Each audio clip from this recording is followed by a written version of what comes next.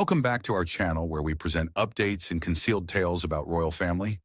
We are happy to offer the following news royal fans shocked as Meghan Markle force Harper's Bazaar call her a duchess. A recent profile of Meghan the Duchess of Sussex featured in Harper's Bazaar with the title, Meghan's Moment, has ignited extensive public discourse and rigorous media scrutiny. The feature focuses on the Duchess's current business pursuits and her family life with Prince Harry and their two children, Archie and Lilibet, providing a comprehensive examination of her life post-royal duties set in Montecito, California. The online headline for the article states, Meghan Markle on business and family life, with Prince Harry, Archie, and Lilibet. Yet the content has attracted scrutiny from various commentators who are examining the Duchess's public narrative media strategy and the broader ramifications of her and her team's presentation of her story to the public. Royal commentator Kinsey Schofield was among the public critics offering a comprehensive analysis of the piece's content tone and several significant omissions. Schofield interprets the Harper's Bazaar story as part of a persistent strategy in which the Sussex narrative is meticulously curated to emphasize specific aspects while excluding others. Her comment highlights the conflict between a portrayal that appears sympathetic and the need of more investigative journalism. The profile and its critical reception provide a nuanced depiction of the Duchess's current public status and reveal the intricate processes that regulate the interaction between prominent individuals and the media in the digital era. The Harper's Bazaar story features a series of repeating themes and an overall tone that numerous readers deemed affirming. The profile features a supportive and commendatory tone, portraying the Duchess as an individual who, after years of being shaped by external narratives, is now proactively defining her own path in a manner deemed authentic. This notion of authenticity, characterized by making choices that align with one's values and desires, rather than merely conforming to external expectations, recurs throughout the profile. The article portrays Meghan as an individual who has faced significant public examination, resulting in a sacrifice of her humanity and autonomy. The framing is to evoke empathy and comprehension regarding her choice to withdraw from top royal responsibilities in favor of family and personal endeavors. Incorporated within that empathetic interpretation is a direct rhetorical inquiry presented by the profile. Meghan has attained a level of fame that is irreversible. The question arises, what does one woman do with such power and complex influence? This articulation highlights both the enormity and uncertainty of modern celebrity, indicating that the Duchess's public platform serves as both an advantage and a dilemma, an influence to be exercised with deliberation and caution, yet one that can become problematic due to its prominence. The author of the profile employs this question to establish the narrative of reclamation. Having been characterized by others, the Duchess now endeavors to define herself via her own interests and initiatives. Kinsey Schofield, however, considers that framing to be problematic. She asserts that the profile's focus on pain and healing effectively constructs a victim narrative, a prevailing motif she claims has permeated the Sussexes' public communications since their choice to relinquish frontline royal duties. According to Schofield, depicting Meghan chiefly as a victim of external influences generates sympathy while simultaneously legitimizing continual public engagement and commercial endeavors, suggesting that her narrative may be leveraged both financially and reputationally to cultivate a marketable identity. Schofield contrasts the article's lofty inquiry of influence with the mundane reality of Meghan's latest business endeavor, American Riviera Orchard, which debuted with a collection of artisan jams. Schofield observes a notable and unsettling disparity between the discourse around global influence and the actual goods being marketed. In Schofield's opinion, this disparity symbolizes what she views as a dissonance between lofty public discourse and the realities of celebrity-oriented capitalism. A notable element of the Harper's Bazaar article that garnered significant attention, and perhaps predictably in the current media landscape, became a focal point for discussion, was a succinct anecdote detailing the interviewer's arrival at a grand brownstone on the Upper East Side belonging to a friend of the Duchess. The profile depicts a moment where the house manager proclaims, Meghan, Duchess of Sussex, despite our apparent solitude in the house. This brief vignette, though minor in the overall narrative, has been highlighted by critics as a significant detail that, in their view, elucidates more about the Duchess's public persona than the article's more extensive sections. Schofield identified this line as notably illuminating, as it indicates a conflict between the Duchess's articulated desire for a more conventional existence and the persistent accoutrements and ceremonies linked to her title. According to Schofield, the official declaration of the Duchess's name and title in a private home context appears performative. It detracts from the article's professed subject of authenticity by introducing a ceremonial, nearly orchestrated moment.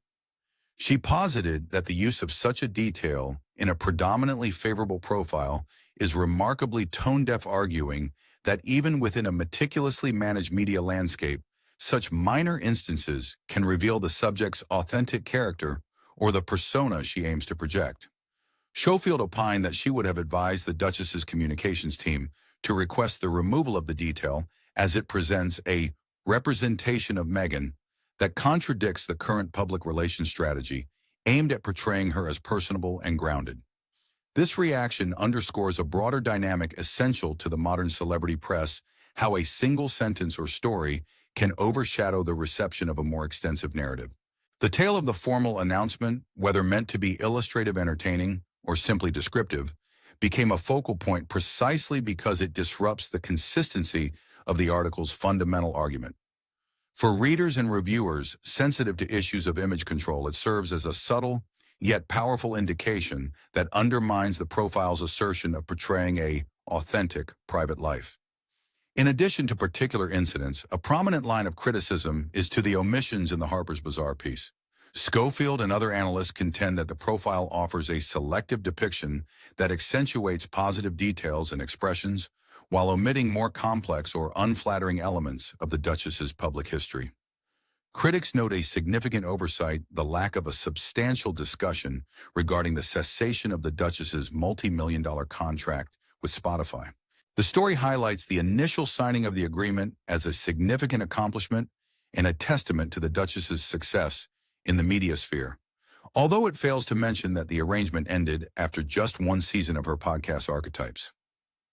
The joint statement from Archewell Audio and Spotify declaring their mutual agreement to part ways in pride in the series created together is not referenced in the article as a subject of investigation, nor is the subsequent public remark from Spotify executive Bill Simmons, who allegedly disparaged the couple discussed. Critics anticipating a profile that balances achievements and failures perceive the omission of this occurrence as a notable deficiency. Schofield notes a pertinent omission: the insufficient engagement with the varied critical and audience reaction of certain undertakings by the Duchess. The article highlights that Archetypes received a People's Choice Award, indicating the podcast's acknowledgement in certain circles. Nevertheless, it fails to address the wider discourse over the podcast's cultural significance or the varied critiques it garnered.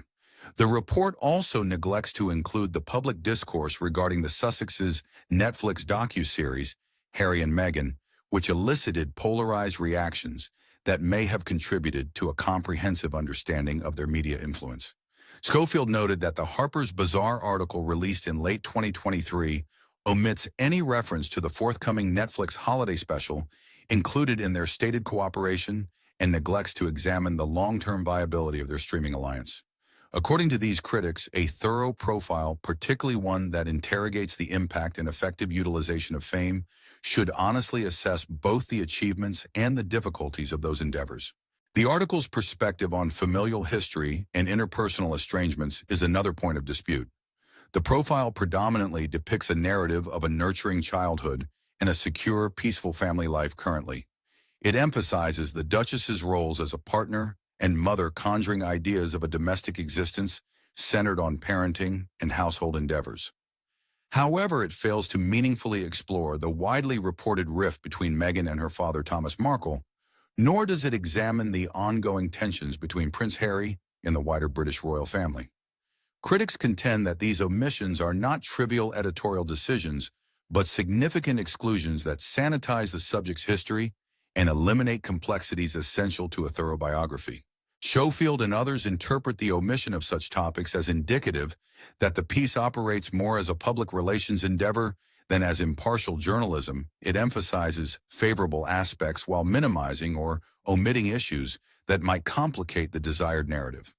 The article's focus on emphasis and exclusion also applies to its treatment of the Duchess's historical tales, encompassing both renowned anecdotes of her youth activism and newly introduced accounts that align with her business endeavors.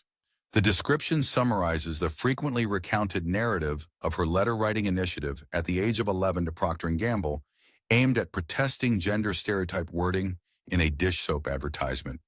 The incident serves as a reference point throughout the work, illustrating an early commitment to social principles and activity, a pivotal event that effectively reinforces the overarching narrative of a lifelong dedication to various causes. However, as Schofield and others have indicated, this narrative has undergone examination previously.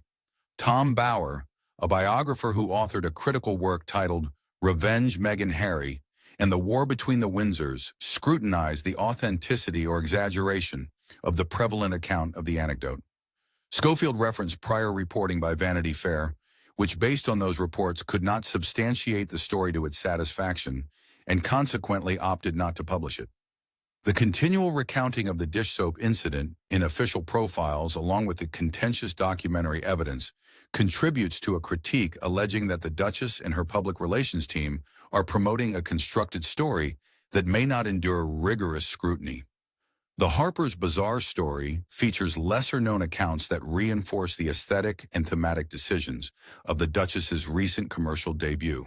The profile recounts anecdotes regarding the Duchess's childhood culinary inclinations, including her request for Subway sandwiches inspired by advertisements and her mother's preparation of simple deli sandwiches.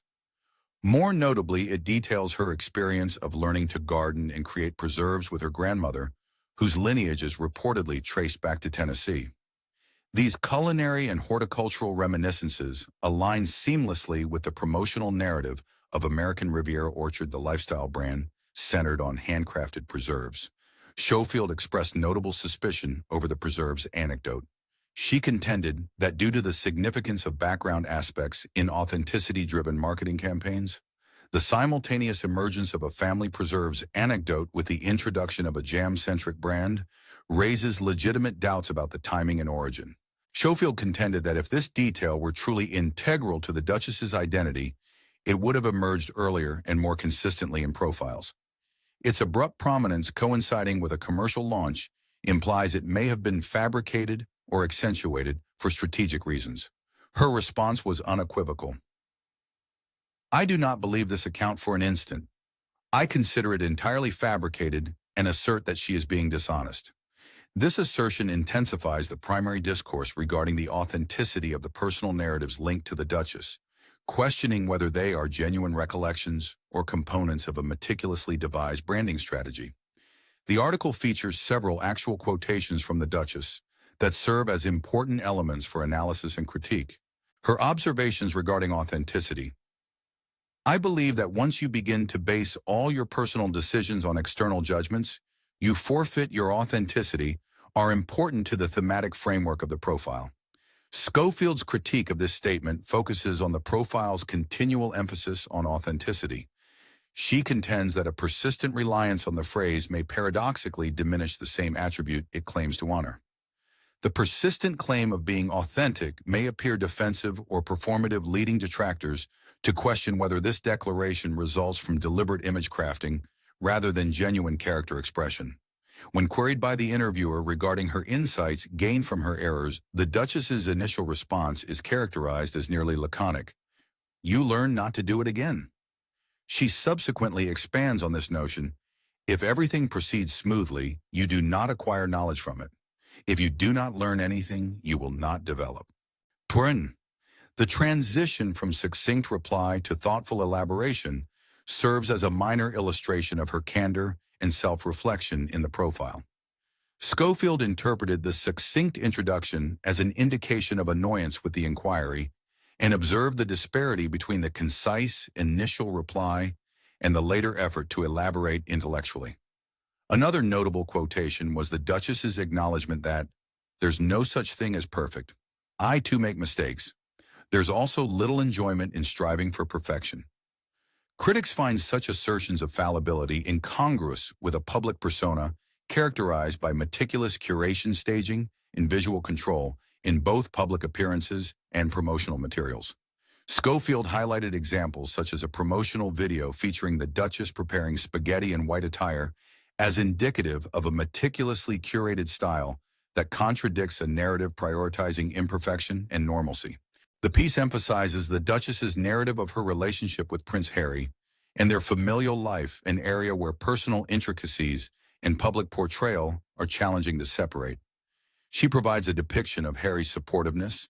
He places his hand on his heart when he speaks about her. She states, adding, "He loves me so boldly, fully. No one in the world loves me more than he does. Thus I am assured that he will always support me." Schofield noted the significance of this passage's focus on how Harry loves Meghan, rather than on Meghan's feelings for Harry. Schofield conferred with behavioral analyst Scott Rouse, who purportedly indicated that such emphasis might signify narcissistic characteristics since the individual prioritizes her partner's emotions as a mirror of her own desirability.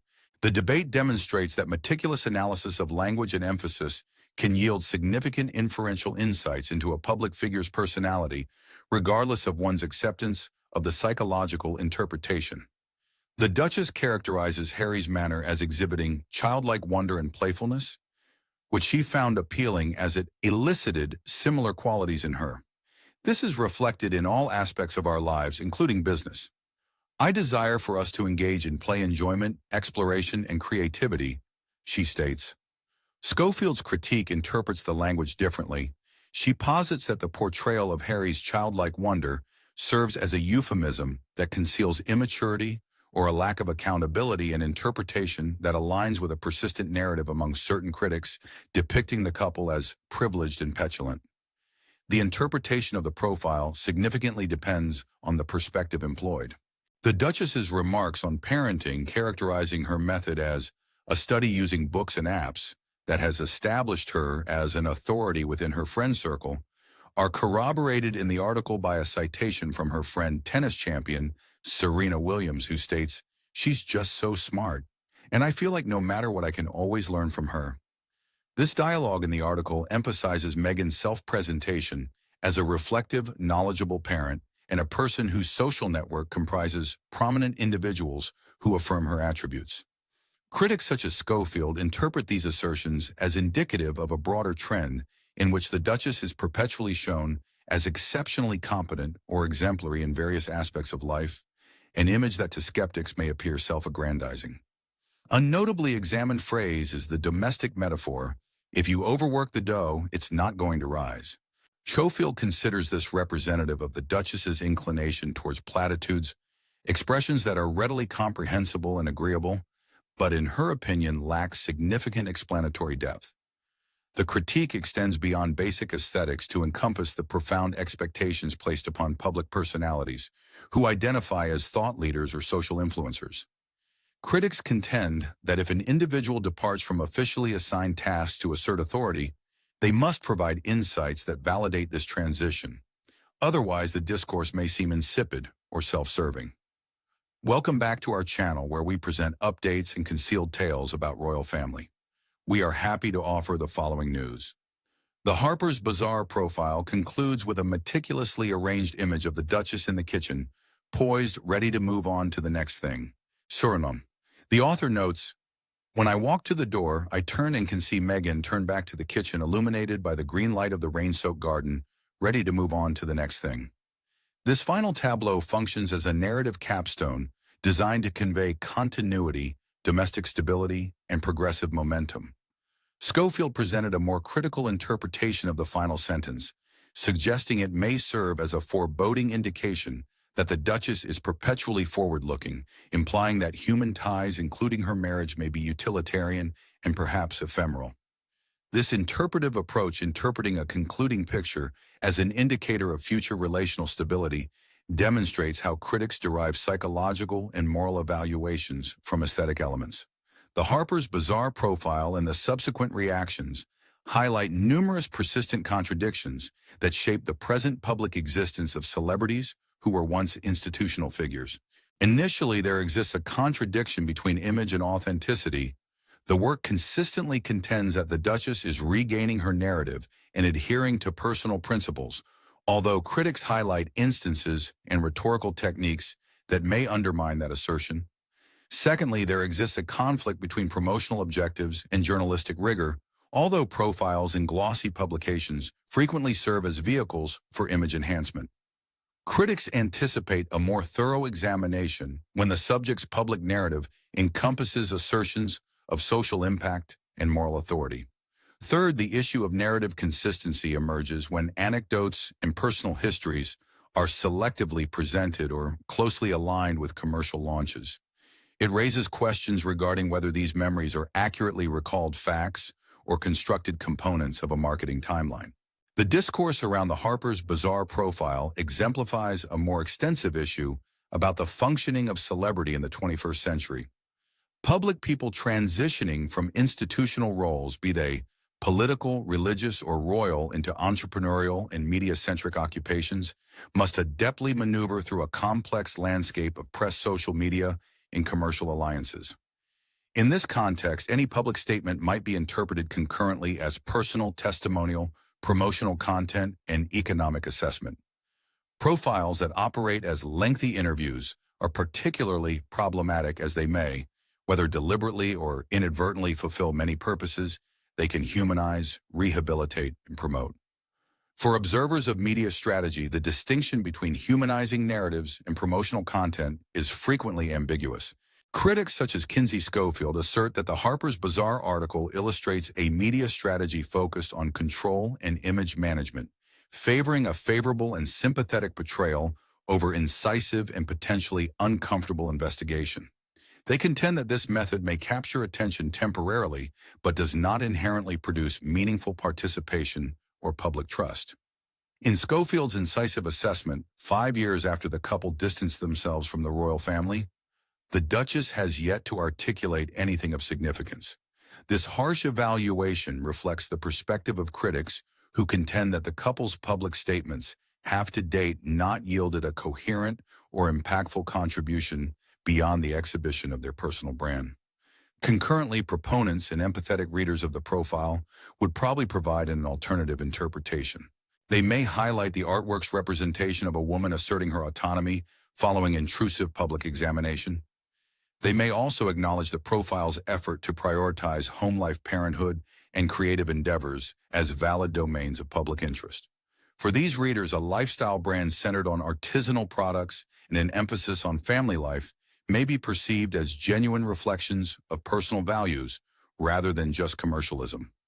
This counterpoint illustrates the dichotomous character of public discourse regarding the Duke and Duchess of Sussex, identical elements and anecdote concerning a kitchen, a reference to childlike wonder.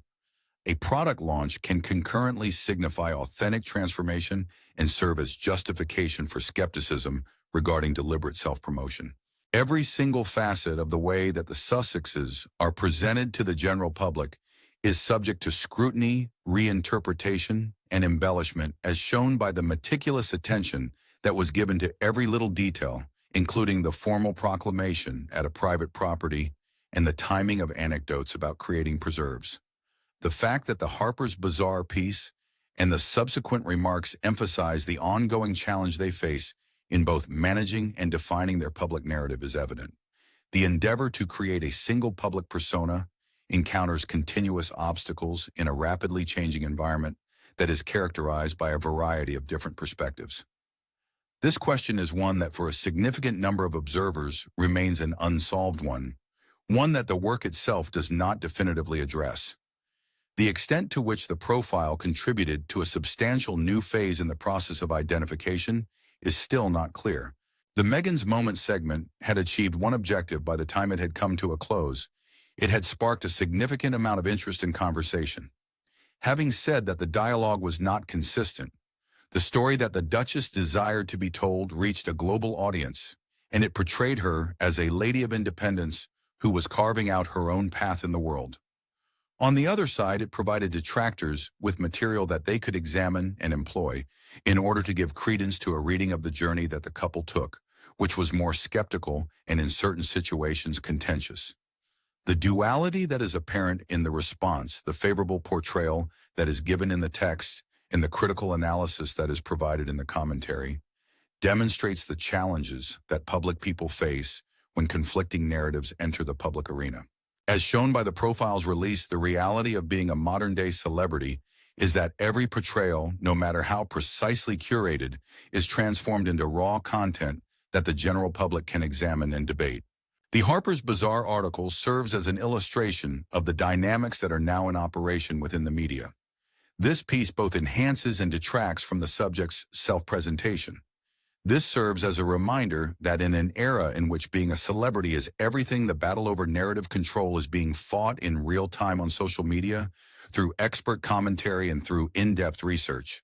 The Duke and Duchess of Sussex will continue to make an attempt to have an impact on the way that the general public perceives them in the midst of an enormous amount of attention from the public, divided opinions, and relentless scrutiny. The potential impact that their future actions, whether they be commercial, charitable, or communicative in nature, will have on the current situation is determined not by a single magazine profile, but rather by the public's reaction over the course of time and the cumulative impact of the decisions that they have made. Thank you for watching the video. Please let us know your thoughts and say goodbye for now.